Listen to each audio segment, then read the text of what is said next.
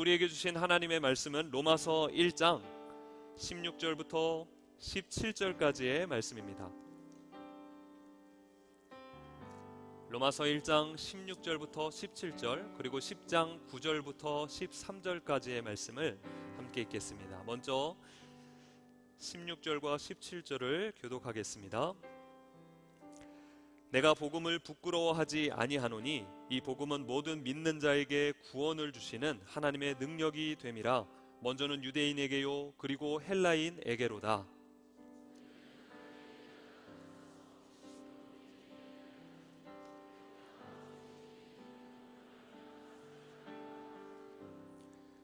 (10장 9절부터 13절) 말씀을 함께 교독하고 13절은 합독합니다. 9절부터 제가 봉독합니다. 내가 만일 내 입으로 예수를 주로 시인하며 또 하나님께서 그를 죽은 자 가운데서 살리신 것을 내 마음에 믿으면 구원을 받으리라.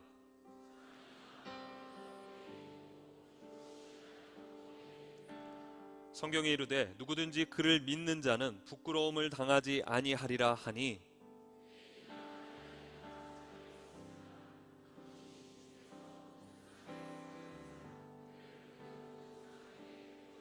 합독합니다. 누구든지 주의 이름을 부르는 자는 구원을 받으리라. 아멘. 주신 말씀 가운데 손을 얹고 함께 말씀 선언합니다. 이 성경은 살아계신 하나님의 말씀입니다. 이 성경은 삶의 기준이 되는 말씀입니다. 이 성경은 지금 저를 향한 말씀입니다.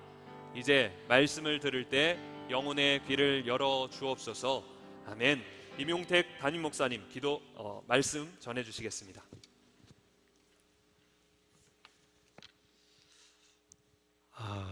오늘 한 가족 우리 축복하면서 함께 기도하는데 마음이 뭉클해요. 우리 권하영 자매의 간증도 얼마나 예쁜지. 오늘은 제가 여러분에게 말씀을 통해 은혜를 끼치기보다는 우리 청년들의 간증과 축복과 나눔을 통해서 오히려 이미 은혜를 충만히 받고 시작을 합니다. 우리 전역하는 형제가 있고 입대하는 형제가 있는데 가만히 보니까 똑같이 성호네요. 성호. 이름이 성호, 김성호, 한성호죠. 이름은 같은데 성이 우리 가나다 순의 기억과 맨 끝에 히읗이라 전역과 입대의 큰 차이가 또 이렇게 있구나. 7개월 만에 전역한 걸 기뻐해야 될지 아파해야 될지 그런 과정인데, 어쨌든 전역을 축하하고 입대를 또 격려하면서 축복해 주는데, 여러분, 저는 이제 군목 생활을 3년 4개월 했어요. 3년 4개월 군 생활했기 때문에 7개월 하신 분이 한편으로는 부러운 마음도 있지만, 군 생활은 우리가 이렇게 하는 가운데 여러 가지 경험할 수 있기 때문에 여러분이 이렇게 격려하고 축복해서 파송해 주는 건 참 중요한 의미가 있습니다. 남자는 군 생활을 통해서 신앙의 시금석이 되고, 여자는 결혼해서 신앙이 시금석이 된대요. 시금석이라고 하는 것은 이제 그것이 계속 될 수 있느냐 아니냐 판결하는, 어떤 판가름하는 그런 중요한 기준점이 된다는 이야기죠. 그러니까 여자들은 시집 가서도 신앙생활을 계속 유지하는 게 중요하고, 왜냐하면 여러 가지 시대의 영향이나 환경의 영향이나 요즘 많이 줄어들었다고 하지만, 그래서 신앙생활 잘하다가 결혼 믿지 않는 분하고 하다 보면은 신앙을 잃어버리는 경우가 있고요. 신앙 좋았다가 군에 들어가면 이 군생활이라고 하는 것이 남자들에게 또 다른 세계이기 때문에 거기서 신앙을 잃어버리는 경우도 있는데, 오히려 견고한 신앙을 가질 수 있도록 여러분들이 기도해 주는 이런 과정은 참 귀하고요. 또 결혼에 대해서 축복해 주는 거, 이게 다 여러분의 영적 생활을 계속해서 지속적으로 할 수 있는 큰 동기부여가 되리라 생각합니다. 그러니까 다드림 예배를 통해서 우리 어른들은 어떻게 보면은 새로운 세계를 경험하면서 축복받고 있는 것 같아요. 우리 청년들을 보면서, 또 청년들은 어른들의 기도와 간절함과 열심을 보면서 또 신앙의 성숙함을 얻을 수 있는 기회가 되어서 요즘 표현으로 시너지가 일어나지 않나, 함께함으로 더욱더 큰 힘을 발휘할 수 있게 되지 않나, 그런 생각을 갖게 됩니다. 감사하게 생각을 하고요. 오늘은 아마 우리 기독교 교리적으로나 신앙적으로나 여러 가지 측면에서 가장 중요한 주제가 되는 설교가 될 겁니다. 제목을 이렇게 잡았어요. 죄 많은 저도 구원받을 수 있나요? 오늘은 지난주에 말씀드린 대로 구원에 관한 부분을 여러분과 함께 나누기를 원하는데, 이 구원에 관한 설교를 하려면 밤새워 며칠, 몇 주 동안 해도 부족할 겁니다. 근데 구원에 관해서 이 시간에 다 설명할 수 없고 제가 최선을 다해서 말씀을 드리고, 그리고 그 핵심은 예수의 십자가와 믿음에 초점을 맞춰서 말씀을 드리고자 합니다. 한 청년이 이런 질문을 했습니다. 자신의 고민을 아주 솔직하게 나눠줬는데요, 조금 줄여서 내용을 말씀드리면 이렇습니다. 33년 외롭고 고독한 인생, 나이가 나오죠. 지방 출신, 자살 시도도 1회, 우울증약 복용 경험, 공황장애, 초등학교 때 왕따, 몸에 장애가 있음, 가난을 많이 겪었음, 고등학생 때 가출, 부모님과 불화, 친척과 단절, 군 복무 때는 관심사병, 지금 죽어도 와줄 친구가 없음, 임대주택에 거주함, 이성교제 경력 없음, 종종 폭력적인 생각이 듦, 사회성이 부족함, 사람을 사귀는데 어려움이 많음.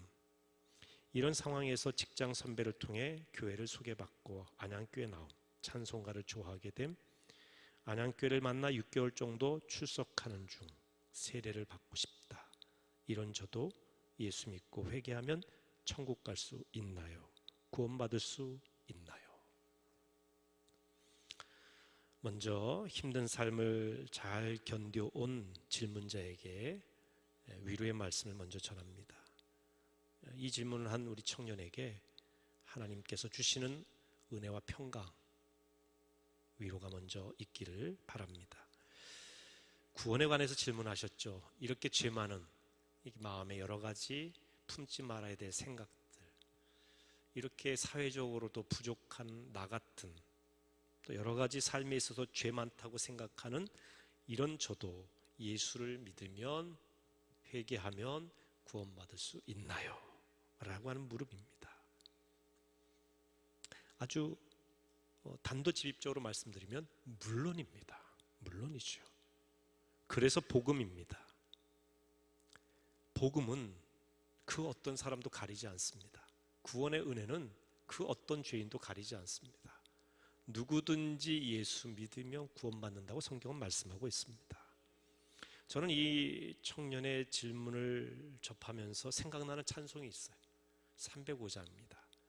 나 같은 죄인 살리신 주은혜 놀라워. 이 305장 여기까지 권사님, 시간이 없어서 여기까지. 이제 원 제목이 Amazing Grace입니다. 놀라운 은혜죠. 왜 놀라운 은혜냐? 나 같은 죄인 살리신 주 은혜. 이 찬송시를 쓴 사람이 영국의 노예 상인이었던 존 뉴턴이라고 하는 사람입니다. 노예를 사고 팔기도 하고요, 병든 노예는 항해하다가 집어 던지기도 하고, 그러니까 사람 죽이는 것을 마치 짐승을 다루는 것처럼 했던 그런 사람입니다. 그런데 그가 회심하고 예수를 믿게 되고 하나님의 구원의 은총을 노래한 시가 305장 Amazing Grace입니다. 나 같은 죄인, 사람을 죽이기도 하고 팔기도 하고 집어 던지기도 하고 동물 취급했던 나 같은 죄인, 이런 극악무도한 나 같은 죄인도 예수를 믿고 보니까 살리셨다는 거죠. 구원하셨다는 겁니다. 그래서 그 놀라운 은혜를 찬양한 것입니다. 주님은 자신의 죄를 고백하고 예수의 십자가 용서를 믿는 모든 사람을 용서하십니다. 구원하시는 것이죠. 이 형제는 자신의 죄가 많다는 고백을 먼저 했습니다. 그렇습니다. 구원은 자신의 죄에 대한 고백과 회개가 우선이에요. 자기 죄에 대한 깨달음이 없는 사람을 구원을 갈망할 리가 없잖아요. 구원이라고 하는 것은 죄와 죽음으로부터의 자유함, 죄와 죽음으로부터의 건짐이 구원 아니겠습니까? 근데 죄에 대한 인식이 없는데 어떻게 구원을 갈망하며 구원받을 수 있겠습니까? 여러분, 내가 병에 걸렸다는 것을 인정하지 않는 사람이 병원에 갈 리가 없죠. 내가 병에 걸렸다, 병에 이미 걸려있고 지독한 병, 불치의 병에 이제 이를 수도 있는 그런 과정에 있는 사람, 병원에 빨리 가지 않으면 안 되는 사람인데 이 사람이 의사 필요 없고 나는 병에 걸리지 않았고 라고 생각하면 병원에 갈 리도, 의사를 만날 리도 없어요. 치유받을 가능성도 없죠. 먼저 우리가 구원에 이르기 위해서는요, 내 죄에 대한 인정이 있어야 돼요. 근데 이 형제는 참 자기 죄가 너무 깊다고 하는 걸 인정을 하는 겁니다. 죄는 은폐한다고 해결되거나 시간이 지났다고 사라지는 게 아닙니다. 죄는 확실한 값을 치러야 해결이 되는 겁니다. 병을 치료하기 위해서는 확실하게 치료를 받아야 되듯이 말이죠. 성경에서는 이러한 죄의 용서를 속량이라는 표현을 씁니다. 영어로는 redemption, 값을 치르고 자유케 함. 우리를 속량하셨네, 이런 찬양이 있는데, 이 속량이라는 말이 내가 치러야 될 값을 대신 예수님께서 십자가에 치르심으로, 내가 치러야 될 죄의 값을 대신 치르심으로 내 죄가 용서함을 받았다는 것. 그래서 리뎀션, 구원함을 받은 것이죠. 이걸 속량이라고 합니다. 과거의 이 리뎀션이라고 하는 표현은요, 노예를 사고 팔 때 쓰던 표현이기도 합니다. 노예는 사고 파는 물건과 같아서 주인이 노예를 위해서 그 노예의 값을 치르면 그 노예는 자유를 얻게 되는 것이죠. 내가 내 노예로 만들지 않고 내가 값을 치러서 이 사람을 자유라고 하면은 자유함을 얻게 되는 것입니다. 그러니까 속량은 죄에서 자유케 되도록 예수님께서 내가 짊어져야 될 죄값을 대신 십자가에서 짊어지심으로 나를 자유케 하신 사건입니다. 이게 속량의 사건이에요. 구원은 우리가 착해서 얻는 것이 아니라 100% 예수 그리스도, 우리의 주님의 은혜로 얻는 것입니다. 자신의 배경과 공로, 그걸로 구원받는 게 아니에요. 예수님의 십자가 속량을 믿음으로 구원함을 입는 것입니다.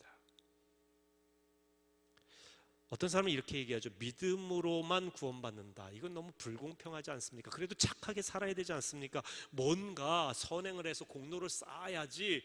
아니, 믿기만 한다고 하면, 저런 사람 믿기만 한다고 그러면 구원받는다고 하는 것은 불공평해 보입니다 라고 말하는 분들이 있습니다. 소위 착한 사람은 되어야 구원받아야 된다라고 생각하는 것이죠. 여러분 생각은 어떠십니까?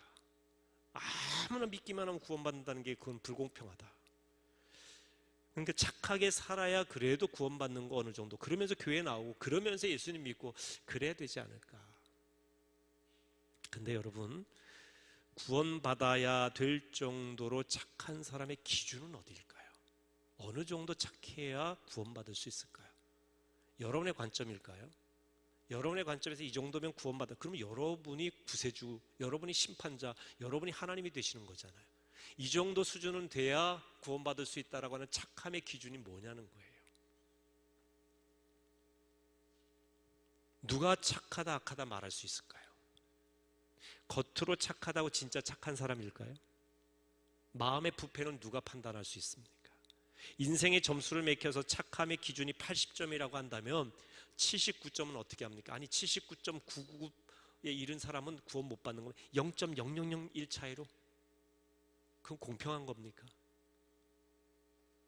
점수 매기는 기준이 뭐냐는 것이죠. 때로는 인생이라는 것이 환경의 영향을 많이 받지 않습니까? 어떤 시대, 어떤 나라, 어떤 가정에서 태어나느냐에 따라서 인생이 완전히 달라지죠. 삶의 결과물도 다릅니다. 나쁜 짓만 하는 가정에서 태어난 아이는 나쁜 짓만 배울 수밖에 없어요. 근데 그 사람을 나쁘다고만 평가해서 착한 사람 아니라고 해서 구원받을 수 없다라고 하는 것, 그 환경에 태어난 그 사람에 대한 불공평이 아닐까.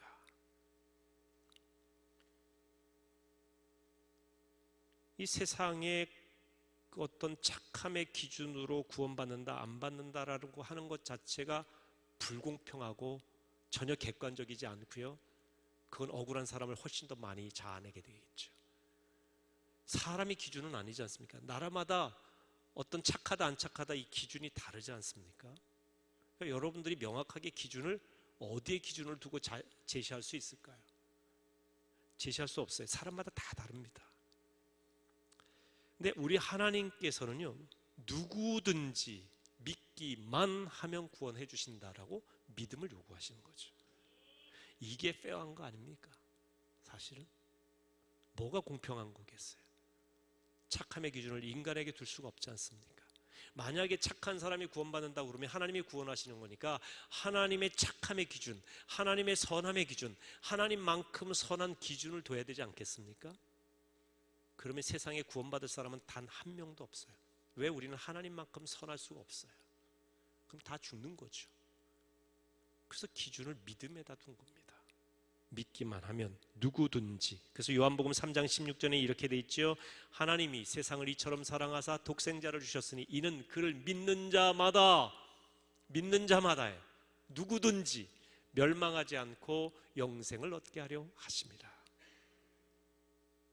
누구든지 예수 믿으면 영생 얻는다고 했습니다. 영생이 구원인데요. 영생을 영어로 endless life가 아니라 eternal life라는 표현을 씁니다. 왜 이 표현이 중요하냐면, 목사님, 전 영생하기 싫어요. 아니, 내가 죽지 않고 이대로 그대로의 삶이 지속되는 건 너무 지루하고 괴로워요. 내 인생이 반복되는 것 같지 않아요? 이게 소위 endless life로 생각하는 겁니다. 내 인생이 끝나지 않고 반복되는 걸로, 연장되거나 연기되는 걸로 그렇게 생각을 하는 거죠. 근데 성경은 endless life라고 돼 있지 않고 eternal life라고 돼 있어요. 여러분, eternal life라고 하는 것은 차원이 다른 삶을 말해요. 완전히 다른. 지난주에 부활하신 예수님에 대해서 이야기할 때 그 부활하신 예수님은 영적 생명이라고 했죠. 그렇기 때문에 시공간을 초월하시는 분이에요. 벽을 그냥 통과하시잖아요. 문을 닫았는데도 그냥 들어오시고.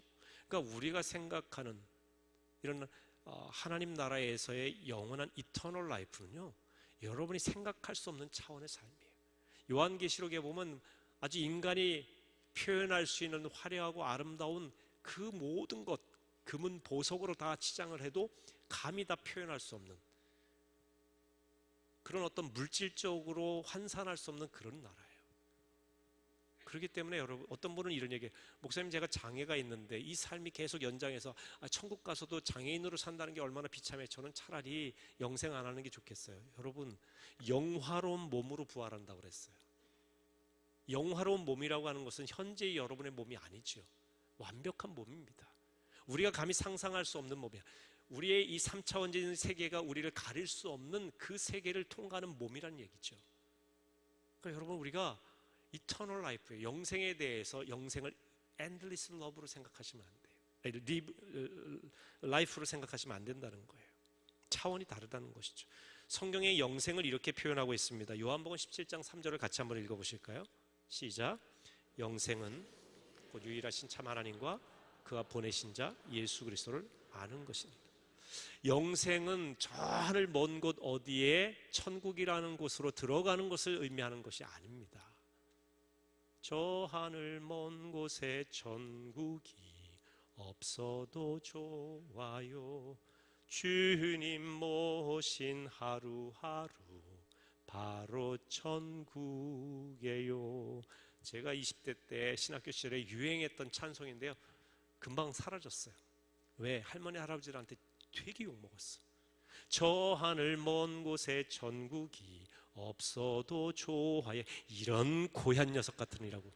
저 하늘 먼 곳에 천국이 없다니 하면서 할머니 할아버지들이 싫어하셔서. 근데 이 찬양이 굉장히 신학적으로 중요한 의미를 품고 있어요. 천국이라고 하는 것, 우리가 영생할 수 있는 그곳을 장소적인 국한된 개념으로 보지 않은 거예요. 천국이라고 하는 것은 저 멀리 언 우주의 한 구석에 이루고 있는 한 영토를 말하는 게 아니라는 것이죠. 우리가 매일매일 주님 모시고 주님이 지배하는 그 삶 자체가 이미 천국의 삶이고, 그리고 우리가 죽어서도 주님과 함께 더불어 사는 그 세계가 어느 지역에 한정되어 있는 것이 아니라 전 우주도 그 한계를 정할 수 없는 놀라운 세계가 있다는 것이죠. 그곳에 주님이 함께 하시는 그곳이 천국의 삶이라는 거예요. 천국이라고 하는 곳은 지역적인 영토적인 개념이 아니라 통치의 개념. 그러니까 주님이 우리를 통치하시는 그곳이 천국이라는 것이죠. 그래서 주님을 우리가 마음속에 모시면 우리의 마음이 천국이 되는 거예요. 믿으십니까? 그러니까 여러분들이 꼭 죽어서만 천국 가고 이 세상에서는 죄 많은 이 세상 고통과 괴로움과 눈물만 자아내면서 억지로 예수 믿고 사는 게 아니라, 예수님을 진정으로 모시면 이미 모신 그 마음에서부터 천국이기 때문에 이 땅에서 이미 천국을 맛보며 살아가는 거예요. 왜 이 세상에 사는 동안은 지옥과 같은 고통과 그거를 신앙적으로 억지로 견디고 나중에 천국 가는 것만을 생각을 합니까? 이 땅에서도 맛봐요. 사도 바울은 예수님을 모셨기 때문에 천국의 기쁨이 있기 때문에 옥중에 갇혀서도 나는 기뻐한다고 그랬어요. 왜? 내 안에 천국이 있는 거예요. 예수님이 이곳에서 함께 하시니까, 고난받는 자의 자리도 함께 하시니까 이미 천국의 기쁨이 있는 거예요. 예수 믿는다는 게 바로 그거거든요. 그러니까 영생은 어느 지역에 가는 걸 의미하는 것이 아니라, 영생은 죽은 뒤에 보험금을 받는 보험 증서가 아니라, 천국의 한 자리를 보장해 주는 증서가 아니라, 영생이라고 하는 것은 하나님과 동행하는 거예요. 하나님을 이 땅에서도 맛보아 알고 죽음조차도 나를 넘볼 수 없을 정도로 주님이 함께 계심으로 그 죽음의 쇠사슬에서도 자유함을 얻는 것, 그게 구원이고 그게 영생이라는 것이죠. 근데 이 영생은 오직 믿음으로 받는다는 거예요. 누구나 믿으면 영생 얻는다는 것이죠. 그런데 구원을 말할 때 빠지지 않는 질문이 하나 있어요. 그건 예수님을 모르는 사람들에 대한 구원입니다. 어느 분이 이런 질문합니다. 저 개인과 하나님의 관계만 보면 하나님이 계시다는 것을 믿을 수 있는 것 같아요. 제게는 예수님을 전해준 사람도 있었고 신앙적 체험도 있었기 때문이에요. 그런데 타 종교 문화권에서 태어난 사람, 평생 복음을 들어보지 못한 사람, 예수님 이전에 태어난 사람들은 어떻게 되나요? 지난주에 제가 얼핏 그런 이야기를 했죠. 제 사촌 형님은 존경하는 이수신 장군님이 가시지 않고 지옥 갔다고 하는, 지옥에 가고 천국에 안 계시다는 얘기를 듣고 교회 안 나가기로, 그러면서 무신론자로 살아가면서 지금까지 무신론자로 살아요. 그 상처가 커가지고 예수님의 복음이, 예수의 복음이 전해지기 이전 분들에 대한 구원의 문제, 또 예수를 전혀 들을 수 없는 타 문화권, 타 종교권에 있는 사람들의 구원 문제는 어떻게 되느냐. 이게 사실 기독교 오래된 난제이기도 합니다. 여러분은 어떻게 생각하세요? 근데 성경의 명쾌한 답이 아주 명쾌해서 이슬람 구원받지 못해, 불교 구원받지 못해, 힌두교 구원받지 못해, 이렇게 성경에 쓰여 있지는 않아요. 누구누구 교단도 어느 교단 사람 구원받고 어느 교단은 안 돼, 이런 것도 없어요. 감리교회 창시자 웨슬리 목사님이 꿈에 천국에 가보니까 그 문에 베드로 제자가 앉아 있으면서 이제 천국에 들어가지 못할 사람을 다 심사하고 있더란 말이에요. 웨슬리 목사님이 천국 문을 지키고 있는 이 베드로 사도에게 물었대요. 이 천국에 감리교인이 와 있습니까? 그랬더니 감리교인은 없네. 내가 잘못 가르쳤구나. 그럼 장로교인은 있습니까? 장로교인도 없네. 침례교인들이 갔구나. 침례교인이 갔군요. 침례교인도 없네. 그러면 그 사탄의 무리인 천주교인이 있단 말입니까? 천주교인도 없네. 그러면 도대체 천국에는 누가 있습니까? 천국에는 그리스도인만이 있지. 무슨 뜻인지 아시겠어요? 천국에는 교단 배경으로 어느 교회를 다녔기 때문에, 어디를 다니지 않았기 때문에 가는 곳이 아니라는 거예요. 구원이라고 하는 것은 예수 그리스도를 믿음으로 가는데요, 이 예수 그리스도를 모르던 사람들에 대한 구원의 문제에 대해서는 성경에 명쾌하게 나오진 않는데 포괄적으로 말할 수밖에 없어요. 이 모든 것은 사실은 하나님만 아세요. 천국의 가광, 여기에 있는 분들 교회에 나오고 내가 심지어 세례까지 받았다 할지라도 구원 받았는지 안 받았는지는 하나님만 아십니다. 누구도 몰라요. 아니, 교회에 나와서 멤버십이 되고 그 다음에 세례 받았다라고 구원 받았다라는 증거로 성경에 나오질 않아요.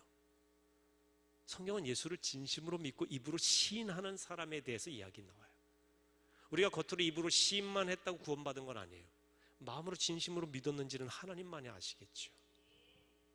성경에 이렇게 나옵니다. 로마서 1장 20절에 보면 한번 같이 읽어보실까요? 창세로부터 그의 보이지 아니하는 것들, 곧 그의 영원하신 능력과 신성이 그가 만드신 만물에 분명히 보여 알려졌나니. 하나님은 예수님이 오시기 전부터 구원의 역사를 이루셨습니다.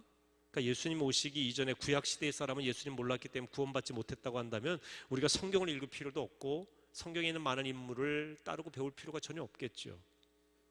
구약 성경에 나오는 믿음의 인물들은 예수님을 몰랐기 때문에 구원받지 못했다라고 하는 건 얼마나 큰 모순입니까? 창세기 15장 6절에 보면 아브라함이 여호와를 믿으니 여호와께서 이를 그의 의로 여기셨다 그랬습니다. 분명히 예수님 오시기 전에도 하나님의 구원 역사가 있다고 하는 증거입니다.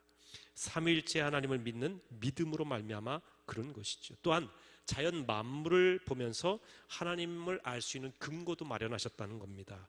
그래서 창세로부터 그의 보이지 않는 것들, 그의 영원하신 능력과 신성이 그가 만드신 만물에 분명히 보여진다. 천지 만물을 보니 이 만물을 지으신 누군가가 있지 않겠는가 하는 것을 믿을 수 있는 근거로 허락하셨다는 것이죠. 또 하나 성경을 보실까요? 로마서 2장 15절 말씀 한번 같이 읽습니다. 시작. 이런 이들은 그 양심이 증거가 되어 그 생각들이 서로 혹은 고발하며 혹은 변명하여 그 마음에 새긴 율법의 행위를 나타내느니라. 이런 이들은, 여기서 이런 이들은 복음을 접해보기 어려운 이들, 먼저 예수 없이 죽은 이들을 포괄하는 말이에요. 이런 이들은 그 양심이 증거가 되어, 굉장히 중요한 표현이에요. 어떻게 보면 양심의 구원, 이런 표현을 한번 붙여볼 수도 있겠는데요. 양심에 따른 구원 여부에 대해서 말씀하고 있는 듯한 내용입니다. 물론 양심이 정직하고 깨끗한 사람은 모두 구원받았다는 뜻은 결코 아닙니다. 양심이 깨끗하고 정직하다고 구원받는다고 성경은 말하고 있는 것은 아닙니다. 예수를 몰랐던 시절에 구원 근거가 될 수도 있다라고 하는 이야기죠. 칼 라너라고 하는 신학자는 익명의 크리스찬이라는 표현을 사용했어요. 하나님은 모든 사람이 구원받기를 원하신다는 하나님의 보편적인 구원 의지에 입각한 신학 사상입니다. 그러니까 예수 이전 사람, 예수를 알 수 없는 문화 속에 사는 사람, 타종교 문화 속에 살던 사람들의 구원의 근거가 될 수 있다라고 하는 이야기죠. 된다가 아닙니다. 그의 주장을 모두 수용할 수는 없습니다. 왜냐하면 타종교에도 구원이 있다라고 심지어 얘기까지 나가기 때문에 그렇습니다. 위험한 얘기죠. 그것도 우리가 확정할 수 없는 이야기인데, 하지만 하나님의 구원이 예수를 알 수 없었던 시절과 상황에 있던 이들에게 이른다라고 하는 주장에는 우리가 관심을 가질 필요가 있다는 것입니다. 결론은 뭐냐? 누가 구원받았다 안 받았다, 과거에 예수님을 몰랐던 사람들에게 구원의 여부에 대한 모든 것은 여러분이 궁금하시면, 이분들에 대해서 궁금하시면 여러분 예수님 잘 믿으셔서 천국 가서 한번 물어보세요. 하나님이 아십니다. 그러니까 여러분이 전도할 때도 누구는 구원받았다 못 받았다 얘기하지 마세요. 과거의 사람들의 구원에 대해서, 그 과거에 예수를 몰랐던 사람들에 대한 구원의 여부에 대해서는 우리가 알 수 없습니다. 하나님이 아시지요. 제가 우리 형님에게도 그랬어요. 형님, 이수신 장군이 천국 갔는지 안 갔는지 그분이 함부로 이렇게 얘기하는 건 잘못된 거야. 구원은 하나님만이 심판하셔서 천국 가고 지옥 가는 거 결정하시는 분이니까 이수신 장군이 천국에 갔는지 지옥에 갔는지 이걸 우리가 알려면 하나님 잘 믿어서, 예수 믿어서 천국에 가서 계신지 안 계신지 확인해야 될 거 아니야 라고 제가 이야기를 했는데, 아직까지 형님은 돌아오고 있지는 않지만 많이 돌아오긴 했습니다. 그러니까 여러분, 누구의 구원에 대해서는 여러분들이 절대적인 심판자가 되어서 얘기하시면 안 돼요. 다만 성경은 예수 그리스도를 믿음으로 누구든지 구원받는다라고 하는 것은 명약관하게 말씀하고 있다는 거예요. 우리는 이 문제를 다루면서 양극단에 빠지지 않도록 조심해야 돼요. 첫째는 상대주의에 대한 극단입니다. 이 상대주의는 지금 우리가 사는 포스트 모던 시대의 특징인데, 상대의 특성을 존중하자고 하는 생각이죠. 답은 하나만 있는 것이 아니라 바라보는 상황에 따라서 여러 가지가 답이 될 수 있다는 거예요. 기독교의 이 신관이나 구원관은 그런 점에서 이 다원주의 시대에 너무 독선적이지 않느냐라고 비판하는 시각이 상대주의자들의 시각입니다. 이 종교 다원주의를 말하거든요. 다원, 다양한 구원의 길이 있다. 이분들은 주로 이런 이야기를 해요. 산을 등산할 때 산 정상에 오르는 길은 한 갈래만 있는 것이 아니라 A 코스도 있고 B 코스도 있고 C 코스도 있을 수 있지 않느냐. 정상에 오르는 길이 다르다고 해서 이것은 틀렸다라고 말할 수 없지 않느냐라고 주로 이야기를 하죠. 그렇기 때문에 어느 코스로 오르든지 정상은 같고, 어느 코스로 오르든지 구원은 같고, 어느 신을 믿든지 결국은 구원받는 건 똑같으니, 아니 서로 종교 간에 서로 구원받는 거에 대해서 틀리지 않지 않느냐라고 말하는데 굉장히 아주 젠틀해 보이고 합리적으로 보이죠. 그럴듯합니다.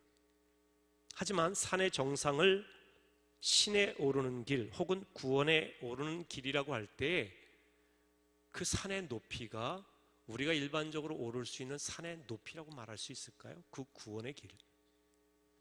만약에 산의 높이가 우리 힘으로 도저히 오를 수 없는 높이라고 하면 어떻게 하겠습니까? 예를 들면 에베레스트 산이 8,800m 정도 되는데 그것도 아주 훈련을 고도로 받은 산악인들만 오를 수 있는 길 아닙니까? 그런데 산악인들도 오르는 8,800이지만 만약에 에베레스트 산보다 1,000배는 높은 산이라고 한다면 어떻게 될까요? 도저히 오를 수 없는 산이 되지 않겠습니까? 도저히 오를 수 없는 산은 A 코스, B 코스, C 코스가 의미가 없는 거예요. 다원주의자들이 말하는 것은 인간이 노력해서 얼마든지 A, B, C 코스로 정상에 오를 수 있다라고 말하는 것이죠. 다시 말하면 산에 오를 수 있는 자기 자신의 힘으로 산에 오를 수 있다라고 하는 것을 이야기해요. 이걸 소위 어려운 표현으로 자력구원이라고 합니다. 스스로의 힘으로 구원받는 것. 불교에서는 자기가 돌을 닦으면 부처가 된다고 이야기하죠. 대표적인 자력구원의 종교가 불교입니다. 정말 멋있지 않습니까? 스스로 노력하고 돌을 닦아서 구원에 이르고 부처가 된다. 하지만 성경은 인간 스스로는 절대 산에 오를 수 없다고 얘기합니다. 범죄한 인간은 자신을 구원할 능력이 자신에게 있지 않다는 것이죠. 그런데 그 절망적인 상황에 놓여있는 인간에게 한 가지 소망이 생겼는데 그것은 바로 산 정상으로부터 그 산을 만드신 분이 직접 내려오셔서 우리를 업고 올라가신다는 거죠. 바로 그분이 예수 그리스도시라는 겁니다. 신이 직접 이 땅에 오셔서 우리를 업고 가는 신앙, 이걸 소위 성육신 신앙이라고 해요. 성육신, 신이 육신, 인간이 되셨다라고 하는, 영어로는 인카네이션이라고 말합니다. 다시 말하면 진정한 구원은 우리 힘으로가 아니라 우리가 오로지 예수 그리스도의 등에 업힐 때만 올라갈 수 있다는 것이죠. 인간적으로 보면 내 힘과 내 의지와 내 노력으로 스스로 구원받을 수 있다, 부처가 될 수 있다는 게 멋있어는 보여요. 그런데 여러분 스스로가 그럴 만한 능력이 있다고 생각을 하십니까? 여러분이 그만큼 도덕적으로 내가 조금만 닦으면 내가 신의 경지에 이를 수 있는 그런 존재로 여러분들이 보십니까? 정직하게 우리 자신을 돌아볼 때 말이죠. 이렇게 우리 힘으로는 절대 할 수 없이 오직 그분의 은혜로 구원받는다라고, 누군가 늪에 빠진 나를 건져 주어야만 구원받을 수 있다라고 하는 것이 소위 타력 구원이에요. 다른 사람에 의한 구원. 그러니까 기독교는 대표적인 타력 구원의 종교입니다. 우리 힘으로는 안 돼. 철저하게 인간은 부패되어 있다. 여기를 인정하는 데서부터 나 같은 죄인 살리신 주 은혜 놀랍다라고 하는 고백에서 시작하는 겁니다. 그래서 오직 예수만이 길이라는 것이죠. 자, 요한복음 14장 6절을 같이 읽어보실까요? 예수께서 이르시되 내가 곧 길이요 진리요 생명이니 나로 말미암지 않고는 아버지께로 올 자가 없느니라. 예수가 길과 진리와 생명이 되신다는 것이죠. 사도행전 4장 12절 읽어보실까요? 다른 이로서는 구원을 받을 수 없나니 천하 사람 중에 구원을 받을 만한 다른 이름을 우리에게 주신 일이 없음이라 하였더라. 성경은 분명히 예수의 다른 이름을 구원의 이름으로 주신 일이 없다고 성경이 말하고 있습니다. 우리가 믿는 건 성경이죠. 성경을 진리로 믿는 사람이 그리스도인입니다. 그러니까 성경 외에 다른 멋있는 철학이나 종교적인 관점이 아니라 우리는 성경을 믿는 것입니다. 유일한 길은 예수 그리스도라고 하는 것인데, 그래서 우리가 예수님도 좋은 분이지만 다른 기타 다른 종교의 창시자도 똑같이 예수님과 똑같은 분 아니라 상대주의적인 생각은 이것은 위험한 다원주의가 됩니다. 여기는 구원이 없습니다. 정직하게 얘기하면 말이에요. 또 다른 극단은요, 과격한 배타주의예요. 예수를 믿지 않는 사람은 상황을 막론하고 구원받지 못하다고 생각하는 것입니다. 자칫하면 이것은요, 구원의 복음이 아니라 폭력이 될 수도 있어요.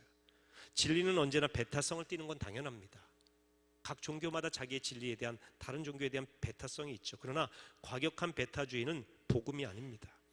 질문에 시원하게 대답하지 못함은 하나님께서 이런 부분에 대해서 끊임없이 고민하며 기도하게 하셨고, 또 사실 지나치게 명확하게 얘기하는 것 자체가 위험하다는 것을 우리에게 알려주시는 겁니다. 예를 들면 예수님의 재림 날짜, 성경에 제시되지 않은 재림 날짜에 대해서 명확하게 얘기하면서 이날 1992년 10월 31일 예수님 재림하신다, 옛날 다미선교회라고 하는 이단이 그렇게 얘기했죠. 1992년 제가 군목 시절인데요, 군에 있는 군 가족들 중에서도 다미선교회라고 하는 이단 종파에 그냥 이혼하고 짐 싸들고 들어갔어요. 어떤 학생들은 가출해서 들어갔어요. 왜? 1992년 10월 31일이 구원 날짜라고 하니까 그날 구원받아야 되니까 가족이고 뭐가 없는 거죠. 가족이 말 안 들으면. 그래서 그날 구원을 기다렸지 않습니까? 근데 아직까지 주님 안 오셨어요. 그랬더니 그 사람들이 그 날짜에 안 오니까 재림이 연기됐다. 참, 여러분, 이단을 믿으시면 안 돼. 가정을 파괴하고 사람과의 관계를 끊어놓는 이단은 진정한 기독교 신앙이 아니죠. 과격한 배타주의는 우리가 안 되지만 너무 명료하게, 지나치게 분명하게 성경에 없는 이야기를 제시하는 것은 다 이단입니다. 예를 들면 14만 4천 명 구원받는다, 우리 종파에 와야 구원받는다 해서 이야기하고 선전하는, 성경을 근거로 해서 이야기하는 듯한 이단들, 그것이 상징적인 숫자로 이야기하는 것을 마치 문자주의로 이야기하는 영적 사기꾼들입니다. 그러나 분명한 것은 있어요. 우리는 예수 그리스도를 믿음으로 구원받는다는 사실은 분명해요. 누구나 믿기만 하면 구원받는다는 것도 성경에 분명히 있습니다. 자, 오늘 본문 로마서 1장 16절 앞부분 읽겠습니다. 내가 복음을 부끄러워하지 아니하노니 이 복음은 모든 믿는 자에게 구원을 주시는 하나님의 능력이 됨이라. 이 복음은 모든 믿는 자에게 구원을 주시는 하나님의 능력이 됩니다. 누구든지 예수를 믿는 자마다 멸망치 않고 영생을 얻게. 그러니까 구원에 관한 한 제한을 두지 않으셨습니다. 믿기만 하면 구원해 주신다는 것이 하나님의 뜻입니다. 성경의 말씀이에요. 지위, 고아, 빈부귀천, 남녀노소를 막론하고 피부색 상관없어요. 가졌느냐 못 가졌느냐 상관이 없습니다. 학력하고도 상관이 없습니다. 외모하고도 상관이 없어요. 믿느냐 안 믿느냐죠. 믿느냐 안 믿느냐. 내가 세운 공로가 많으냐 적으냐 이것도 아닙니다. 착하냐 착하지 않느냐가 또 아닙니다. 예수를 믿느냐 안 믿느냐예요. 그래서 우리가 이 예수님을 믿을 수 있도록 예수를 전해야 돼요. 복음을 듣지 못하는 사람이 없도록 지금도 우리가 선교하는 것인데요, 이 복음을 잘 전해야 됩니다. 자, 오늘 본문 중에, 본문 이후에 나오는 10장, 로마서 10장 14절에 이런 말씀이 있어요. 같이 읽어보실까요? 그런즉 그들이 믿지 아니하는 이를 어찌 부르리요? 듣지도 못한 이를 어찌 믿으리요? 전파하는 자가 없이 어찌 들으리요? 그러니까 전하지 않으면 들을 수가 없다는 거예요. 전하는 사람이 없으면 믿을 수 있는 가능성이 없죠. 그러니까 우리의 사명은 우리가 예수 그리스도를 믿고 내가 구원받았다라고 하는데 끝나는 것이 아니라 아직 나처럼 구원에 이르지 못한 이들에게, 예수의 복음을 듣지 못하는 이들에게 전해야 될 사명이 있다는 거예요. 오늘 새 가족들이 있으시죠? 새 가족들은 내가 예수 믿고 새 가족 되었다는데 끝이면 안 돼요. 또 다른 새 가족을 만들어내는 제자가 되셔야 된다는 것이죠. 우리는 믿음으로 구원받는다고 했는데 이 믿음은 단순히 이해하거나 동의하는 고개의 끄덕임이 아닙니다. 예수님과 십자가의 복음을 마음으로 받아들이는 거예요. 오늘 보면 마음으로 받아들인다고 했어요. 오늘 성경 본문에 9절에 보면 내가 만일 내 입으로 예수를 주로 시인하며 또 하나님께서 그를 죽은 자 가운데 살리신 것을 내 마음에 믿으면 구원을 받으리라. 그리고 10절에 같이 읽습니다. 10절은 사람이 마음으로 믿어 의에 이르고 입으로 시인하여 구원에 이르는. 여러분, 구원에 이르는 두 가지 길이요, 마음의 믿음과 입술의 시인이에요. 마음으로 진심으로 믿는 거예요. 근데 여기서 끝나면 안 돼. 이건 진실한 게 아니에요. 입으로 시인할 수 있어야 된다는 거예요. 이런 질문을 합니다. 구원받았다는 확신이 안 드는데 어떻게 합니까? 또 어떤 분은 자신의 구원을 어떻게 확신할 수 있나요? 막연한 믿음인가요? 아니면 구원받은 사람에게는 본인만 알 수 있는 어떠함이 있는 건가요? 존 버녀는 구원의 확신이 없음을 괴로워하다가 어느 순간 자신이 구원받았다는 사실에 의심할 바 없는 수많은 황금 인장이 찍혔다고 말하더군요. 그 황금 인장이 무엇일까요? 저도 이 황금 인장에 대해서 그래서 찾아봤어요. 이 질문을 통해서 저도 공부를 하게 되네요. 믿음은 우리가 믿는 게 아니라 믿어져야 믿을 수 있습니다. 내 지식이나 의지로 믿을 수는 없어요. 성경이 믿어져야 됩니다. 내가 학문이 많아서 성경을 탐구하면 이 말씀이 이해가 되고 믿어질 것 같지만 절대 그렇지 않습니다. 성경은 내가 믿는 게 아니라 주의 성령께서 우리 마음을 두드리실 때 우리가 믿어지는 역사가 있어요. 그런 점에서 신앙은 수동적이죠. 하지만 그렇게 믿고자 하는 사모함이 없으면 우리에게 그런 믿음의 문이 열리지는 않습니다. 그래서 믿고자 하는 사모함과 믿어지도록 하는 주 성령의 역사가 함께 있어야 돼요. 감리교회 창시자 요한 웨슬리 목사님은 회심 사건 때 이런 일이 있었습니다. 1738년 5월 24일 저녁 8시 45분 때 일어난 일입니다. 이분은요 올더스케이트의 한 기도 모임에 가서 구원의 확신을 얻게 됩니다. 그 전에 이미 그는 목사 안수도 받았고 선교사로 활동도 몇 년 동안 했던 분이에요. 그런데 구원의 확신이 없었어요. 목사님인데 구원의 확신이 없었어요. 선교사로 활동했는데 구원의 확신이 없었어요. 이게 갈등이었단 말이에요. 그러니까 여러분들이 구원에 대한 확신이 없는 갈등을 하는 건요 너무 염려하지 마세요. 목사님 중에서도 갈등을 했단 말이에요. 우리 감리교회 창시자인 웨슬리 목사님도. 그런데 1738년 5월 24일 저녁 8시 45분 그가 올더스케이트가에 있는 기도 모임에 별로 가고 싶은 마음이 없었으나 그럼에도 불구하고 참석을 했다. 거기서 어떤 사람이 루터의 로마서 강의 서문을 읽고 있었는데 오직 의인은 믿음으로 말미암아 살리라고 하는 말씀을 듣는 중에 나는 내 마음이 이상스럽게 뜨거워짐을 체험했다. 주께서 내 모든 죄를 없이 하였다는 확신이 생겼다. 나 같은 자의 죄를 다 사하시고 죄와 죽음의 법에서 나를 구원해 주셨음을 그날 확신하게 되었다. 웨슬리 목사님은 올더스케이트 거리에서 오직 의인은 믿음으로 말미암아 살리라고 하는 말씀을 듣는 순간 확신이 왔다고 그랬어요. 그 전에도 얼마나 성경을 많이 봤는지 몰라요. 그런데 웨슬리 목사님은 그날 기도에 가고 싶지 않았지만 그럼에도 불구하고 몸을 이끌고 기도에 참석한 거예요. 그 내면 깊은 곳에 확신에 대한 사모함이 있었어요. 너무 지쳐 있어서 감정적으로는 가고 싶지 않았지만 그러나 그 밑에 서려 있는 이 열정과 의지가 있었던 것이죠.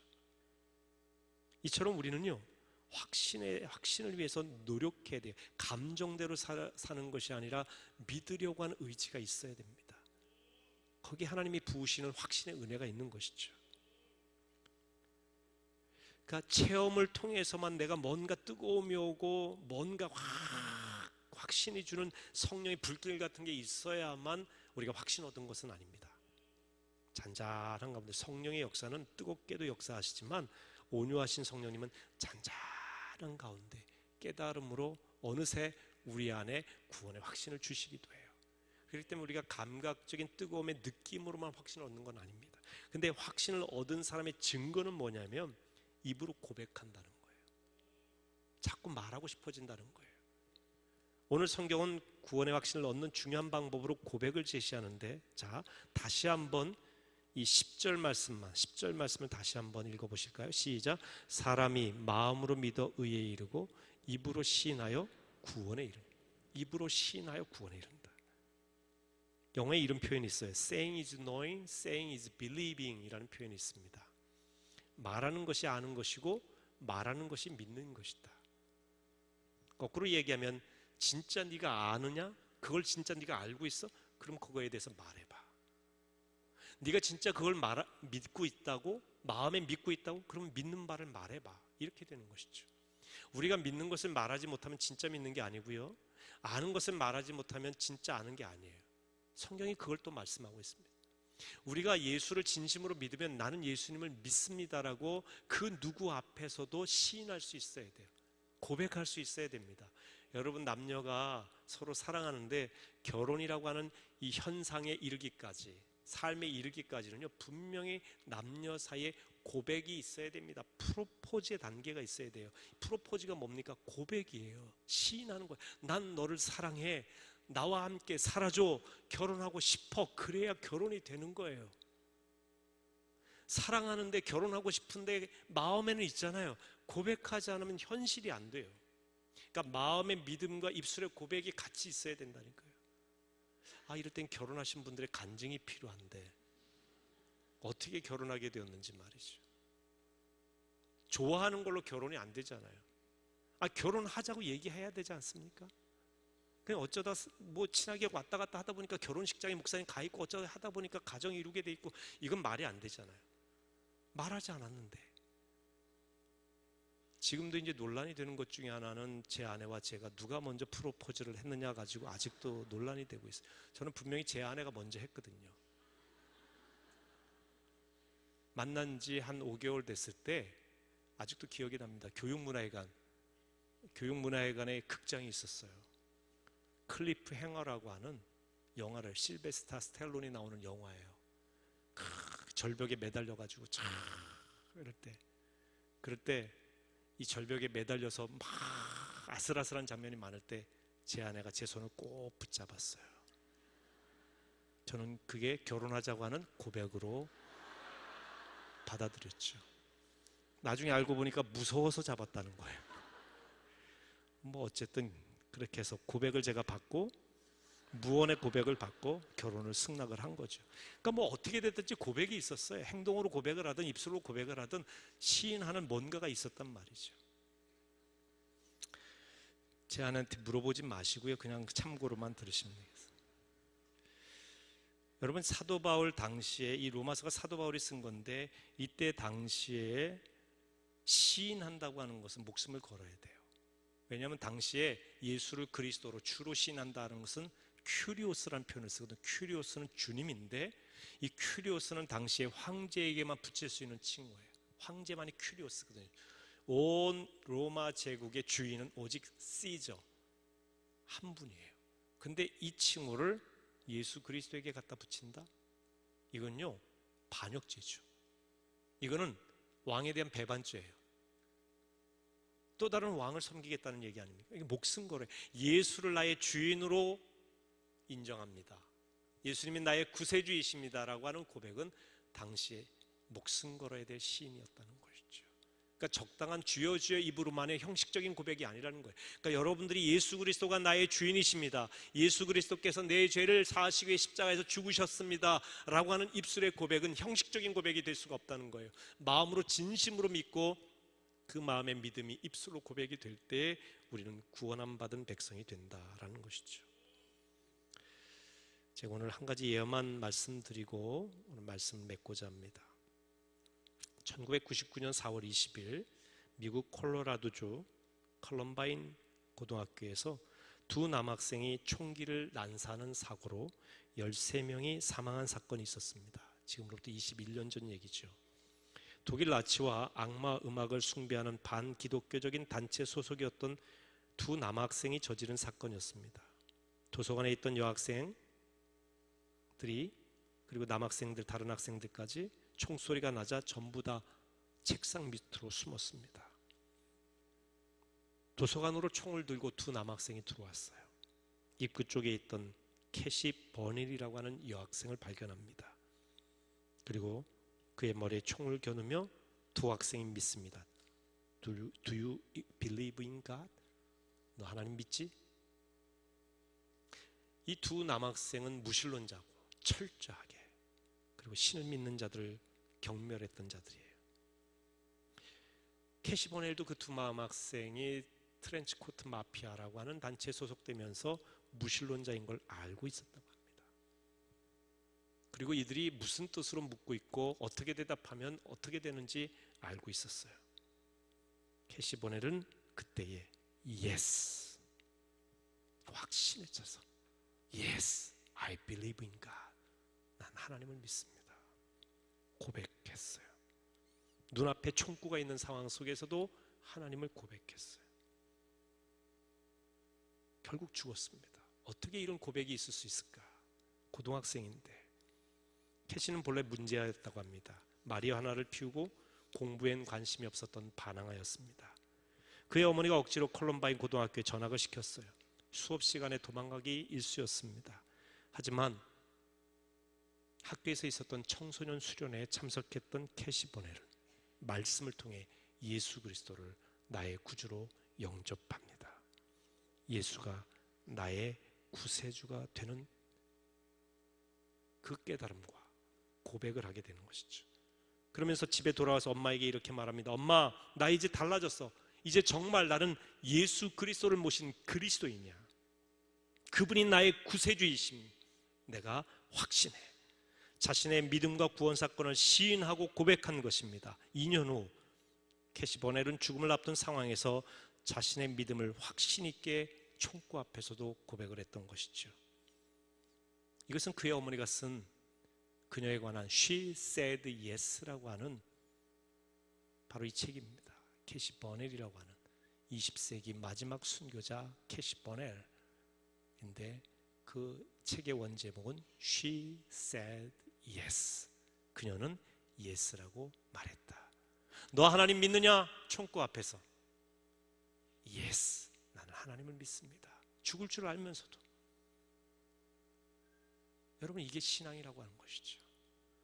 우리는 지금 순교하거나 죽을 수 있는 그런 신앙의 시대는 아닙니다. 참 편하게 믿을 수 있는 시대입니다.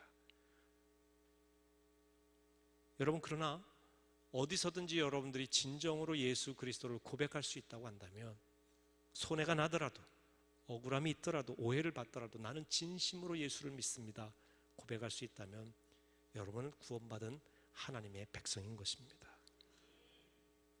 믿음의 고백, 입술의 신이 너무 중요합니다. 그런 의미에서 오늘 우리 권하영 자매의 간증은 얼마나 귀한지 몰라요. 간증은요, 많은 사람들 앞에서 내가 예수를 진심으로 믿고 구세주 되었음을 고백하는 일입니다. 그런데 저는 우리 권하영 자매의 간증과 고백이 믿는 우리 그리스도인들 앞에서만의 고백이 아니라 믿지 않는 친구, 믿지 않는 공동체, 믿지 않는 직장, 믿지 않는 학교의 학원에서도 고백되어지길 바랍니다. 누구에게나 나는 예수를 믿는다는 사실을 부끄러워하지 않는 사람, 그 사람은 분명히 진실한 마음에서 나오는 입술의 고백을 담은 사람은 분명히 구원받은 자라고 확신해도 전혀 이상이 없을 것입니다. 요한일서 4장 15절에 이렇게 돼 있어요. 같이 읽습니다. 누구든지 예수를 하나님의 아들이라 시인하면 하나님이 그의 안에 거하시고 그도 하나님 안에 거하느니라. 우리는 믿음으로 구원받습니다. 그리고 그 믿음을 시인할 때 확신으로 이어지고요. 구원의 확신은 고백에서 시작되는데 그 고백하는 사람은 오늘 성경에 있는 대로 구원받은 자임을 확신하셔도 될 것입니다. 첫 질문에 우리 형제님 한 분이 자기의 부족함, 무능함, 연약함, 죄악됨을 고백하면 나 같은 죄인도 구원받을 수 있느냐 물으셨는데 주님이 구원하지 못할 죄인은 이 세상에 단 한 명도 없습니다. 가장 저주받은 십자가에서 우리 죄 대신, 우리 대신 모든 저주의 밑바닥 저주까지 다, 모든 죄의 가장 밑바닥 죄까지 다 감당하신 분이 예수 그리스도십니다. 여러분은 그 사랑을 입고 있는, 큰 은총을 입고 있는 하나님의 자녀임을 확신하시기 바랍니다. 우리 시간 찬양하실까요? 305장 나 같은 죄인 살리신 주 은혜 놀라와. 우리 찬양하시고 함께 기도하실 때에 나 같은 죄인을 살리신 주님의 은혜에 감사하며 기도하십시다. 그리고 여러분이 예수 그리스도를 진심으로 믿고 나의 구세주 되심을 고백할 때 내가 구원받았음을 확신하며 날 구원하신 하나님의 은혜 감사하십시다.